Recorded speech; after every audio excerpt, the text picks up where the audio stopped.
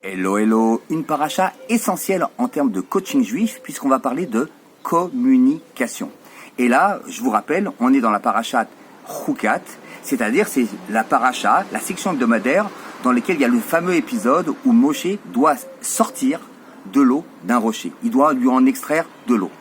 Et là, il y a trois entités. Il y a Dieu, il y a Moshe et il y a le rocher.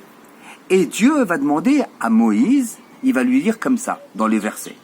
Prends ton bâton, réunis ton assemblée, et après il y a d'autres mots dans le verset, et à la fin du verset, il est dit, et tu feras sortir de l'eau du rocher.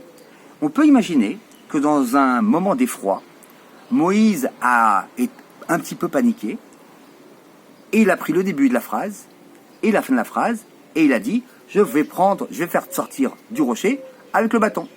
Mais en fait, il avait juste demandé de réunir l'assemblée avec le bâton. Parce que rappelez-vous, Myriam, la sœur de Moshe, est morte, et il n'y a plus de puits, le fameux puits de Myriam qui donnait de l'eau aux Hébreux, et donc aujourd'hui, il y a une panique. Et donc on peut imaginer que dans ce moment d'effroi, peut-être Moshe Rabbeinu, a paniqué et a pris le début de la phrase, et la fin de la phrase, il a frappé le rocher, parce qu'il avait cru que c'était ce qu'il fallait faire avec le bâton. De là, pour nous, quel est l'enseignement en termes de coaching ? En termes de communication, il y a deux enseignements majeurs. Le premier, c'est que lorsqu'on écoute ou lorsqu'on parle à quelqu'un, il faut être clair. Ou bien on fait valider, on confirme les propos. Qu'est-ce que tu veux de moi et comment est-ce que tu veux que je le fasse? Ou bien la même chose dans le sens contraire. Mais également, il y a une autre notion, c'est de s'adapter au vocable de la personne qui est en face de nous. Il y a des fois des gens qui sont nerveux et donc si tu lui parles comme ça, tu risques de l'agacer. Mais si quelqu'un également, il est très calme et tu lui dis « Écoute, tu comprends, c'est vachement important ce que je t'explique, il faut agir vite », tu vas le faire paniquer.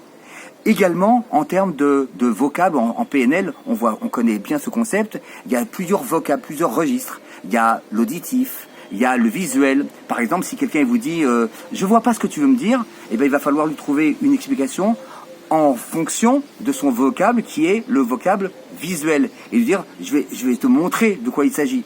Si c'est quelqu'un qui est plutôt auditif, qui dit, ça ne me parle pas ce que tu me dis, alors de la même façon, il faudra lui trouver des exemples ou des mots ou des verbes qui seront en corrélation avec son registre qui sera auditif. Eh bien pour nous, c'est essentiel de comprendre ces notions d'adaptation, de clarification. Ce sont les deux notions qu'on voit très très clairement dans cette faute qui va coûter très très très très cher à Moïse, parce que ça va lui être reproché et du coup il n'aura pas le droit de rentrer en Eretz Israël.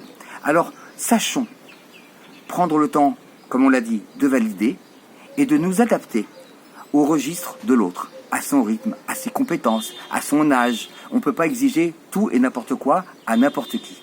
Soyons attentifs à ça, soyons respectueux et au passage, faisons-nous respecter également dans notre registre et ne faisons pas le registre seulement que les autres acceptent. Shabbat Shalom.